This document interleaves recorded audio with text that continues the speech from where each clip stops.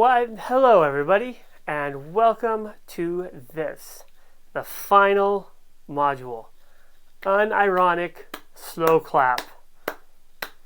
You're almost done. You've almost finished it. Almost there. We're so close. So, this last little bit, if we were playing Jeopardy or Trivial Pursuit, I would call this potpourri. Is it related to nutrition? Tangentially, yes. Is it related to geriatrics? Absolutely, yes. You will definitely come across this at the very least, and I think it's worth noting, and especially if it's something that you consider later on as a career, or even as a job, not as a career, say. It's something that you'll need to know, and absolutely no one's going to tell you. Trust me on that. I learned all of this through the School of Hard Knocks. So I'm hoping to maybe skip some of this for you, get you a little bit of a boosty for the future if you decide to do this. So we're going to be talking about facility types in this section. There are levels of care in long-term care and in geriatrics.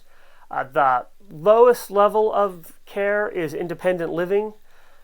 We have assisted living, long-term care, which is essentially what most people think of when they think of geriatric care, and skilled nursing, which goes by 8 billion different names. It's sometimes called skilled nursing, sometimes just called skilled, sometimes it's called SNU, sometimes it's called SNF, sometimes it's called rehab, which is totally confusing because we already have rehab care for a different thing. So it goes. So, we'll start with independent care. Independent care is essentially, really it's an apartment. It's a fancy apartment building. It's a fancy apartment building that has people that, of similar type. They're similar age, similar backgrounds. They have amenities that you can choose to purchase. Meals are made on site. You don't have to. As I said, it's a full apartment, so there's a full kitchen in that apartment. You can make your own meals if you feel like it. You can buy meals from the facility. Laundry is available, but again, not necessary.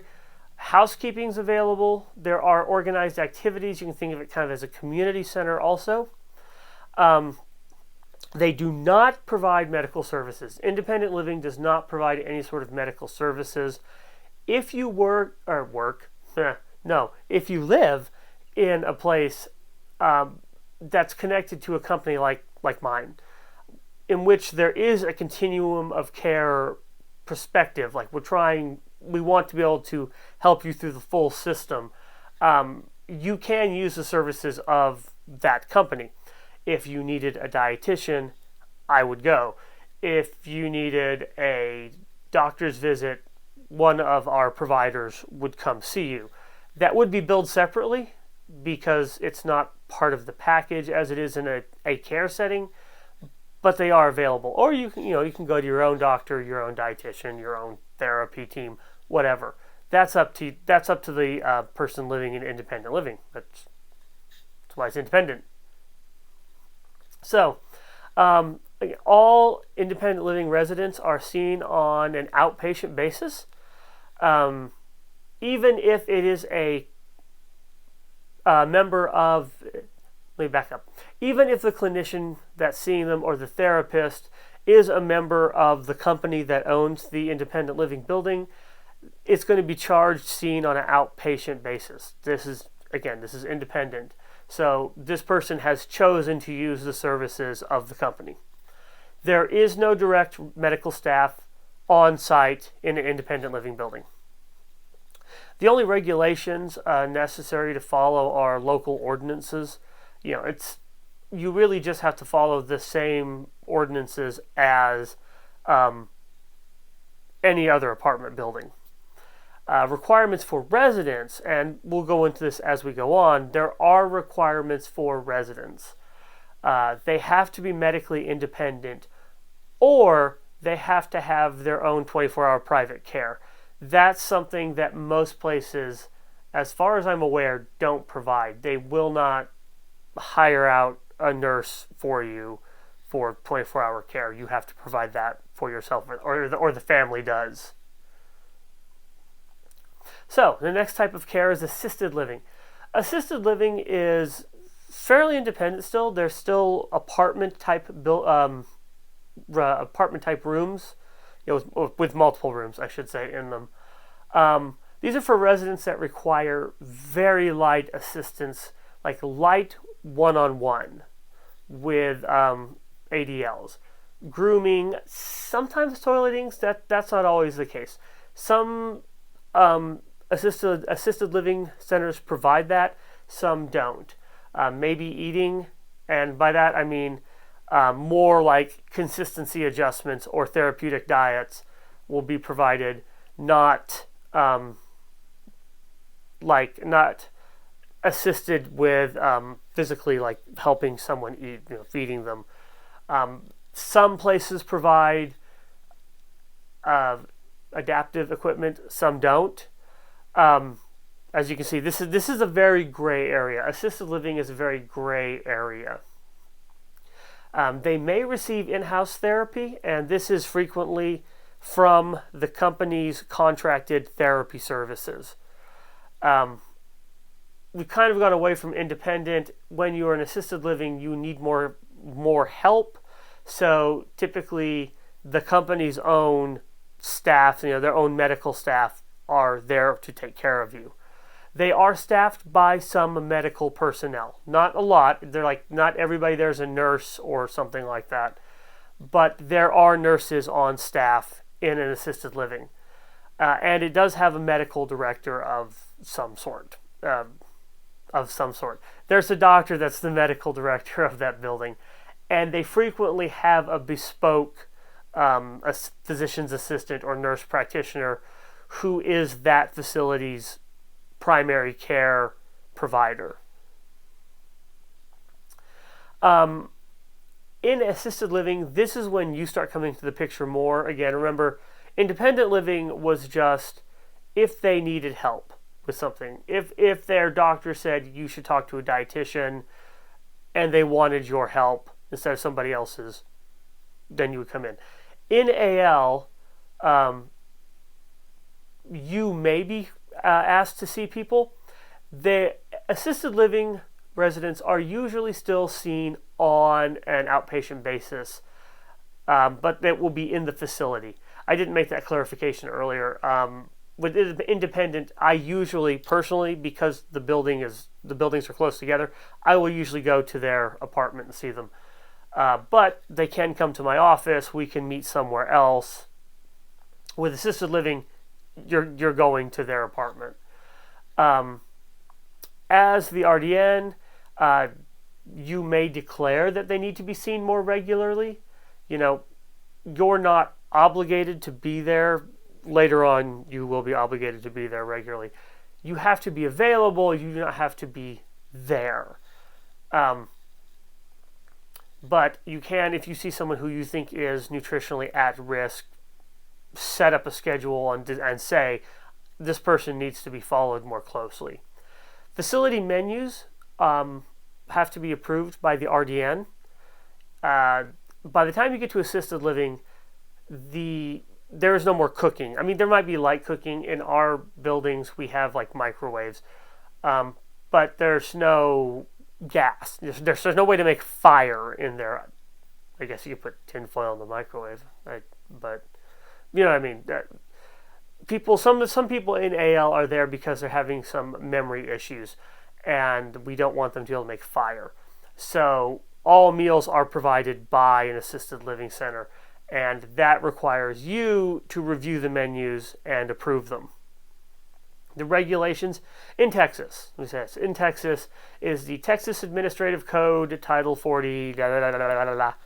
That's what regulates assisted livings, and we'll go into more of that later.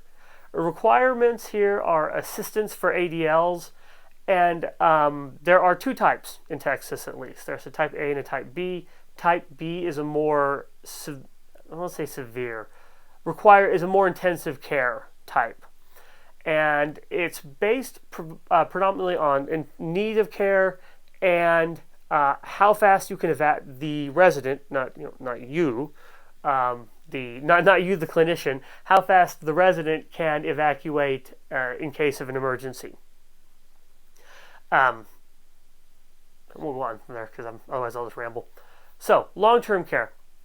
These are nursing homes, the traditional nursing homes that you think of when you think of nursing homes.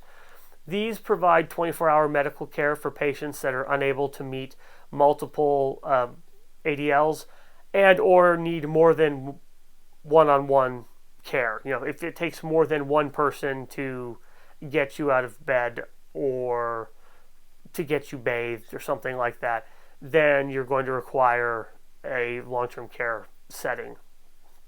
Therapies are available on site in every LTC, and I'll be honest with you, I don't know if that's a regulation or if that is just something they found to be beneficial in the long run. Instead, I know they have to offer therapy. I don't know if they have to have therapists on site or not. And typically, like in assisted living, they do have a medical director for sure. They absolutely are required to have a medical director. They typically also have somebody who is a bespoke person for that building. And this is actually trending a bit different now.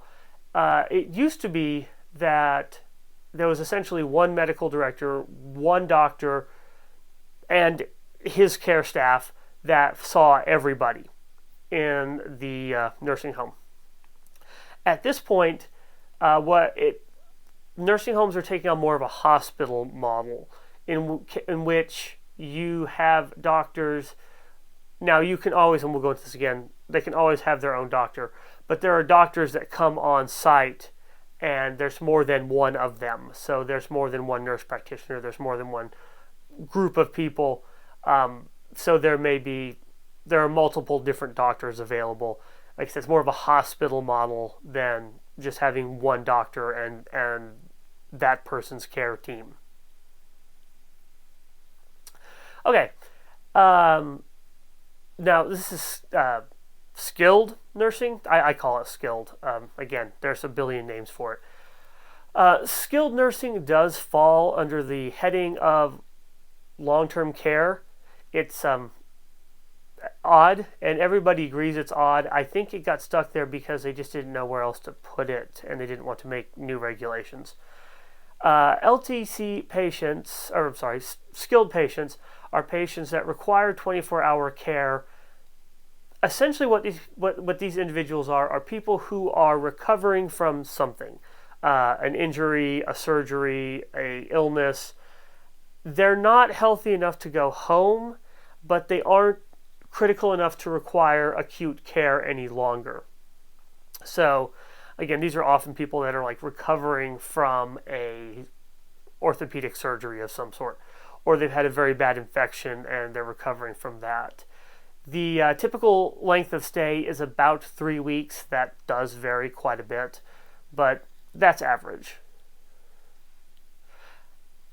Okay, so in a nursing home, when will you see individuals in a nursing home? Typically, also just in case my lingo goes back and forth here, nursing home patients are referred to as residents because they live there, right? Makes sense. They're residents of the building. I typically refer to all of them as my patients. Because I'm hopping back and forth between different buildings and different care levels, I just refer to everybody as a patient. And that's just, for charting, for notes purposes. In nursing homes, if you're working in one, you'll get to know these people and you'll call them things like Bobby instead of something like that. And everybody will know who you're talking about when you're talking about Bobby. They'll understand. So in a nursing home, you see a resident at least every 90 days. And this is across the board. This isn't just dietitians. All specialities, all spheres in healthcare, therapy, nursing sees them every day, but a nursing screening, a doctor's or physician's assistant's medical screening, like full head to toe one, the dietitian, the social worker. All of these people have to see a resident every 90 days, regardless. Ideally, this is actually kind of the ideal situation because this means this person's been very stable, and right, that's what we want. Like I said last time, our goal is stability, so this is ideal. Or if they have what's referred to as a sentinel event. A sentinel event is anything that changes the status of that resident. So if they have a stroke or a heart attack, that's a sentinel event. If they fall and break a bone, that's a sentinel event.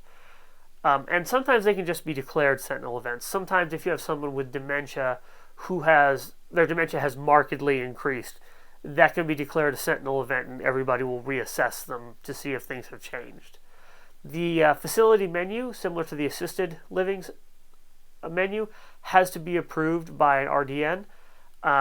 Most facility sites have, let me back up, I'm sorry. Most facility sites in assisted living have what's called a CDM, which is a Certified Dietary Manager, which is what I was before I went back to school and became a RDN. Or they can have a full-time RDN and a kitchen manager. But CDMs are not as expensive as dietitians, so most facilities go the route of the CDM. They have to have that person on site as well. So there needs to be a certified person that understands medical nutritional therapy on site at a nursing home. Think of a CDM as kind of a cross between a dietary manager, like a kitchen manager, and a diet tech. Okay, that's essentially what they do. They both know some medical nutritional therapy, and they know how to run a kitchen, budgeting, staffing, buying groceries, things like that. Skilled. When will you see them? You will see them upon admission. Now, that's not 100% guarantee, and the simple reason for that is that skills are really, really busy.